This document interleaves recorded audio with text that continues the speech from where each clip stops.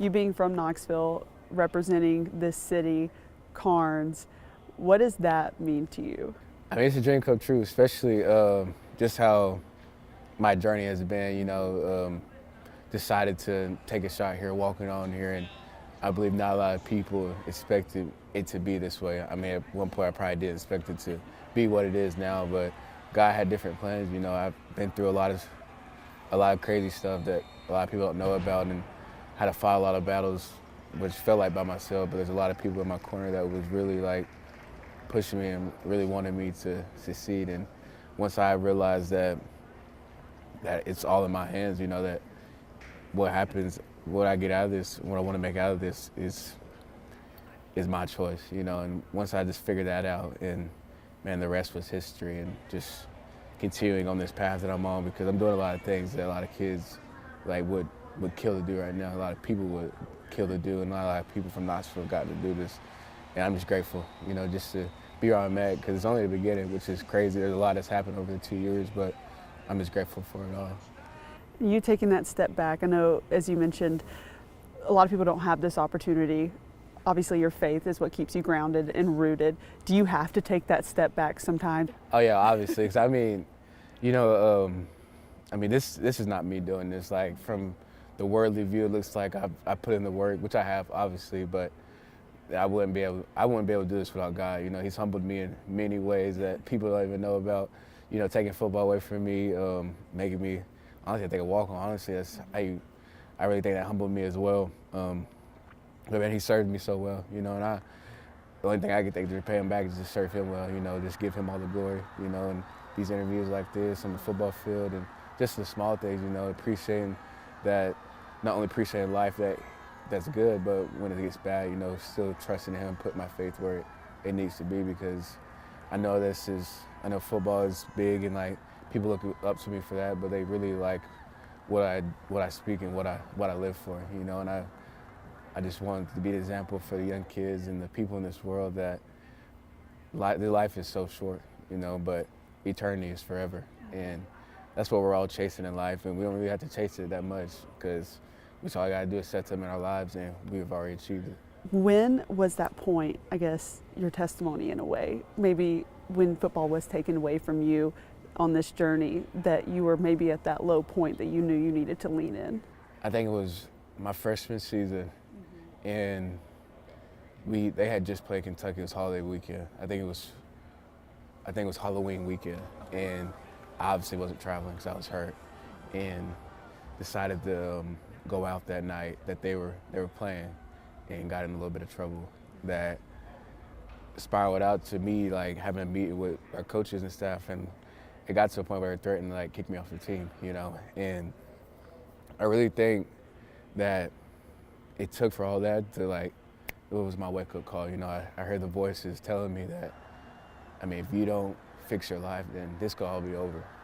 And me, I had to humble myself as it is, because I was thinking like maybe it's like other people's fault, but it was really my fault, the reason why I'm in the situation I'm in, and it's like just that wake-up call was what really did it for me. And since then on, man, I was proven to just not prove to myself, but show God that I'm willing to change for him, and I did. And then it wasn't easy. I'd say that you got to pick up that cross every day, and sometimes it can be heavier than some days, but I'm grateful I did it, because I honestly wouldn't be here without him. I wouldn't be here without that wake-up call, and I look back and laugh at it now because it's just crazy how far I've come, and I'm just thankful for it, and I wouldn't change anything about it either. Your family as well supporting you through all this, through your trials, your ups and downs. What has their support meant to you? It means the world. My mom obviously sacrificed a lot for me to be here. I didn't realize that until the older I got, but that woman means the world to me. I'm very grateful for it. She trusts the process. She's always had her questions like, you think this will work? And I'm like, I just want you to trust me. And I'm glad they did. Their support during the games and outside are honestly what keeps me going, that I got this real opportunity to take care of them for a very long time. And that's another thing that just keeps me going and keeps me grounded. And it's wonderful to have a family in your life. My mom's a single mom as well, so anyone knows how that is. Like, it's not easy. You know, she's got 5 of her own, and I just try to make it easy as I can and just help out any way I can. Are you the oldest of the 5? Oldest of the 5, yes, ma'am. How is that growing up as the older brother? I say that a lot of my siblings look up to me now, especially my little brothers that play sports and whatnot, and that even makes it even more, like, I wouldn't say put stress on me, but like the pressure is there, you know, that I used to think like, dang, how if this all didn't work out, how could I come back and like tell them that I just gave up, and like when times got tough, like I just laid down, you know, like what would I be setting an example for them, you know? And that's another thing that kept me going, because I mean, living with regret is one of the worst things you can do in life, you know? And I was just proving to let them know that, man, it's not how you start, it's how you finish. And I know there's stuff that will come your way, but you just gotta attack it full head of steam, and I've done just that, and I hope they appreciate what I've done, and just gotta keep going. Well, you mentioned to me on your shirt is your cousin. Tell me a little bit about his story. This is my cousin, Stanley Freeman. He passed away 4 years ago, leaving school. He was mistaken for someone else, and just happened to get caught in some stupid crossfire, you know. But that's another reason that this whole week I've been wearing the shirt, you know, because I just thought about him, you know, and I've actually thought about mentioning him in one of these interviews, and like here we are. And it's funny how God makes things work, but I just want him to know, just want him to know he's not forgotten, you know, just keep people in the loop of his story. You know, he was one of the victims that had died from the gun violence over at Austin East, and I just want to bring awareness to that, you know, that just watch out, like, love your loved ones, you know, because you don't know what they're doing. You never know how long they're going to be here. Like I said, life is so short, and it feels like he was just here yesterday, you know, and like he still lives on through me. You know, I'm living life for him. You know, I've done a lot of stuff in my life that revolves around him, and just trying to keep the family together, you know. And his loss is tough, but he's never forgotten, you know. And I just want people to remember his name, you know, because he still lives on through us. Is there a certain reason this week you've really been thinking about him a little bit more? I guess it's the holidays. You know, I know holidays are tough for the fam, but I just want him to be a part of it, you know, and I'm going to continue to wear it. I'll probably wear it again tomorrow, but just missing him, you know, and that's okay. I realize that, but I know he's in a better place, so that's where the peace comes from in that as well. I'm sure he's very proud of you and what you've been doing on this football field, and that's kind of what I want to get to next is this breakout season that you're having this year. What steps did you take in the off season to have this kind of season on the field? I just have to say the sacrifices, you know, sacrifice a lot of time away from just friends in general, people that I know around here. Stop going out, you know, and it all basically just comes to my faith, you know. The closer I got to him, the better football player I got, you know, because this stuff of the world, like I wasn't